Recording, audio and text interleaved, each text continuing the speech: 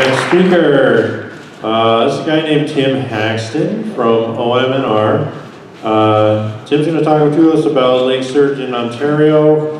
He's with the Aquatic Science and Monitoring Section, OM&R. And Tim's been described to me as sort of a stubborn Englishman that thinks Bayesian science is the way to go and everything. I don't know. I hope we don't get too much of that. But, all right. Thanks, Tim. Thanks. I'm going to try this one.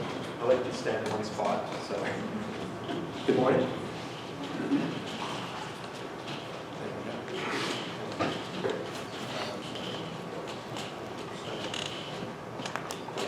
It's always a pleasure to hear the Godfather and Godmother of Sturgeon talk, and really, because a lot of their earlier papers shaped how I thought Sturgeon or about biology. Unfortunately, the many beer I've had withdrawn since have learned many of these thoughts. I'm going to get us away from the Great Lakes a little bit and talk about Lake Sturgeon in Ontario. More specifically, some of the drivers behind Lake Sturgeon and get into its number assessment. Ron showed this picture earlier on. It's the range of sturgeon. The gray is the range map that Harkness and Diamond in 1961 put out. The blue are actual extant populations that we know of in North America. So you can see in Ontario we have quite a few populations, quite a few water bodies with sturgeon populations in it. The populations in Ontario weren't immune to the commercial harvest. Who could have harvested in the late 1800s, early 1900s, and so many of the populations there in the Great Lakes has been touched on before, were decimated, and as soon as they got knocked back, they moved inland into the inland populations and knocked them back.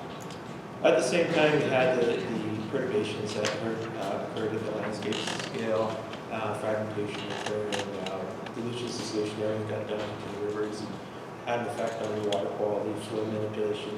Nancy showed the stranded sturgeon already, and a lot of the rivers we use for water drive, so major impact on sturgeon improvement. As such, sturgeon have been listed in Ontario under the Endangered Species Act. The red signifies the Great Lakes watershed, blue the Winnipeg and Nestor drainage, and the green the Hudson Bay drainage. The red and blue are considered to be threatened. The green is considered to be special concern populations in Ontario. A lot of the green area, especially where in Fisher's Mangrove Zone 3, 2, and 1, just what the numbers mean on the board, are populations that sort of got missed during the commercial harvest in the 1800s. So these are intact populations, really exploited, and I'll get into some of that later. I spent around 20 years working on the Ottawa River, not just exclusively the Ottawa River, but had lots of opportunity to try different assessment techniques. And one of the problems is no systems are the same. So if you try to apply electrofishing on the Ottawa River, we hit sections that are 100 meters deep or 300 feet deep. There's no way to use an electrofisher. You've tried trapping that set lines, you name it, we've tried it. And we've come up that gill nets were the most effective means of assessing sturgeon in rivers.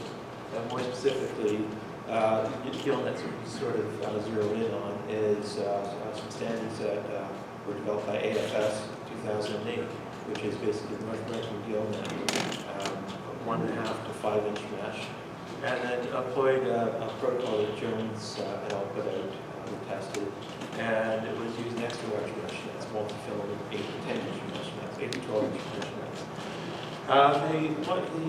The North American gill nets, the large mesh nets, target the juveniles, generally 5 to 10-year-olds, and it's depicted by the black bars on the histogram. And the extra large mesh were good at sampling the adult population, so they were greater than 22 years of age. So we've employed that technique across Ontario and several rivers. The objective behind this study was to try to determine what influences Lake Sturgeon populations in most of the rivers. The rivers we chose had a variety of different stressors on them. Some were regulated, some were natural and regulated, some were dams, forestry, log drives, commercial harvest, etc. So we had a whole gamut. And the intent was to try to determine what was influencing Lake Sturgeon populations. The way the nets were set were that basically overnight net sets. We went into a section 8 days or 2 period weekends off for unionized. Generally mid-September through to October, late year when the sturgeon is pretty more. And like I said, set overnight, perfect individual flow. Mortality was low, less than 2%, so gill nets don't kill anything. The gill net was not necessarily developed just for sturgeon. It was more of a community assemblage or assemblage, fisheries assembly community system, so large body fish mainly. So we sampled 22 locations across Ontario. Locations would be between 2 dams in one river or a Cape River. And sampled just under 4,000 fish or 28 species. So it gives you a good indication that you do get a good cross sample of the fish. But what we're interested in is the lake sturgeon for this part of it. And we sampled just over 360 fish, approximately 10% of the fish were sturgeon. And a lot of them were juveniles, and around 158 were adults we sampled. Remember that we put half the number of extra large mesh nets in lakes and rivers than we did with the large mesh nets. This is the only stats I'm going to show you, and I promise it's not really basic for that. It's just principal component analysis. Got all the river characteristics combined in one. So along the variables that we looked at, like the industrial effluent and log drives, everything. Did a principal component analysis to reduce the variables. And what it came up with in this table, the bolded numbers are ones that are highly correlated to that principal component, so it explains more than half, 50% of that component, which are significant drivers for that principal component. I'm only showing you 2 principal components here. And as you can see on the graph, right? Okay, on this graph, the dam, both sides, right? The dams come out as a significant driver on the first principal component, as with commercial fisheries and subsistence fisheries. And on the second principal component, it's main characteristics of the river. When we did a multiple regression on the adult seaweed, or relative abundance, with the principal components and juvenile seaweed, it came out there significantly correlated to the first principal component, which means across the landscape, dams have the greatest influence on sturgeon abundance in Ontario. Commercial fisheries, the number of the value is around half of that of the dams. So it says that commercial fisheries had an impact at one time. There's no longer commercial fisheries in Ontario that influence it being removed. Subsistence fisheries doesn't have a positive influence on sturgeon abundance. It just shows that First Nations are targeting where fish are. Second part of the study, I just gloss over this really quickly. We looked at the possible reasons why dams were having an influence, and got down to really its recruitment, variability in recruitment. In regulated and unregulated systems, you don't have constant recruitment, but it's spotty. But when you get into a regulated system, the value under RBI recruitment variability index, the value is negative. It is recruitment that's having an impact on the sturgeon. We didn't look at the mechanisms behind it. It could be non-sponsoral, it could be juvenile survival. So the good news is, as Ron and Ed and everybody else has talked about, you can rehabilitate for recruitment. The bad news is the scale of it. The NASPS listed in 1994 and listed in 2005 classified all the rivers, the watersheds within North America, within the world actually. And they classified it based on the modification of flow down through the main rivers and impacts. The red on this map signifies severely altered watersheds. The yellow are moderately modified watersheds, and the green are the ones that aren't modified at all. So technically, for natural pristine sturgeon populations, we only have a few up in the Hudson Bay River, in far north in Ontario, one in Manitoba, and some in Quebec. So trying to grant Nancy's wish, we went up to the far north, to the Aquatic River in 2015-2016. I like to say it was for sturgeon. It wasn't. It was more, we were going to be doing some major development up there, and this was trying to get some baseline information, so we employed the netting to assess large bodied fish. but I'm going to report on Sturgeon. That's an interesting result on Sturgeon. The biggest cost of getting up there is transportation. It's something like a 5-hour flight from anywhere, and it costs around $20,000 to get up there, get a crew up there. We usually have 2 crews.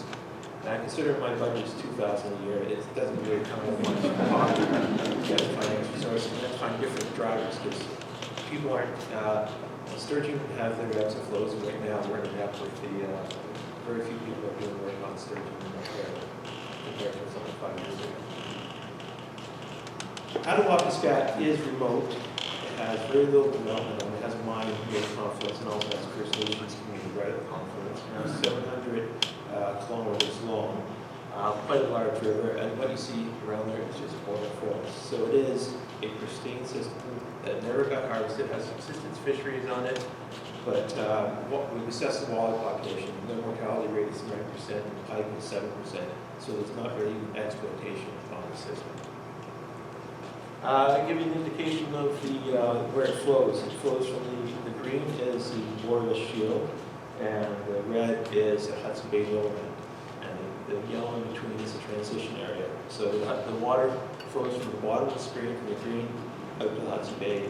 There is an elevation change. What we did, sampled 5 locations on the Aquatic River. You fly a crew in, and they go 25 kilometers upstream and 25 kilometers downstream. That's your site. Or you can't go any further. Even the rivers, you do have rapids, so some of the sites are like 50 kilometers long. And we conduct the same netting assessment that we did with the extra large and large mesh nets in it. Over the 2-year period, sampled 172 lake sturgeon, set quite a few gill nets, equal number of large and extra large nets. The interesting part is that on this graph, the open dots are the extra large mesh nets, so the adults, the CDD of the adults, and the solid dots are the juveniles. The interesting part was that you didn't catch fish randomly distributed throughout the river. You found that in some sections of the river you caught only adults, and other sections you only caught juveniles. And these sections are around 240 kilometers apart from each other. This emphasizes a little better. So Windsor Lake is on the Boreal Shield, same with Bateau, the biggest wildings of the river. And that's where the adults seem to be hanging out. And as you got down to Muckatai, the lower part, you got nothing but juveniles there in between the transition area, which is kind of interesting because if you have a non-fragmented system, you have spatial segregation based on the size. Just to throw the genetics part in, we did do genetic analysis on them. We looked at 154 sturgeon. We were able to genotype at 14 year old side. There's nothing really that stood out. There's no indication of inbreeding or anything. We'll try to see if there's any kind of structure occurring. So if they're discrete between the different sites we're at. Top is from base inputs from the structure. If you had any kind of structure in the night, then you wouldn't have 5 even lines right across the whole graph. They'd be all scrambled up. And look at the bottom ones, the swim analysis of principal coordinates. If you had any kind of structure, the ellipses would be separated. So basically, you had a population in the Aquatic, which is what we'd expect. But just want to make sure. So we took it one step further and used colony to do SIPship assignment and parental assignment. And what we found is that they were siblings within the different sites we looked at. But more importantly, some of the adults in the outer reaches could be assigned to the juveniles, 240 kilometers away. So nothing really revealing, right? Nothing really surprising here, except for in the rivers, sturgeon do move, and they use different types of habitat. So if we went into a river and put dam in the middle, you could basically fragment the habitat. There is connectivity there. Or if you went into the river and just assessed one section of the population, like in the upper part, you could say, well, this river just has adults. It's a typical regular forest like Arcus and Dinas.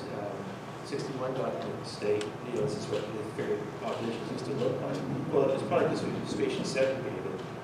Or like if you only sample in the lower reaches, you can say, well, there's no adults after it's overexploited, and it would have a major impact on it. We don't really do restoration in Ontario at this moment. Site-specific, yes, around a lot of dams that on the Indigenous Species Act, there is site-specific restoration. We don't stock, so I couldn't really get into the restoration. We do have a good handle on that. Our populations look like organic. Thank you.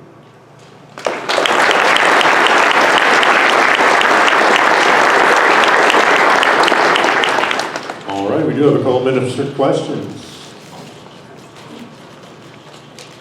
Was this river safe for hydropower development? Is that right? You're saying it's up to development? So is that river safe for hydropower development out of Wapiscat? We don't know for sure. There's an area called Ring of Fire where up near out of Wapiscat they're going to do some major mining, diamond and everything up there, and it's going to be developed. Chances are it might have a hydropower on it, but we're not that far. You're still looking at 15 years down the road. Great, thank you.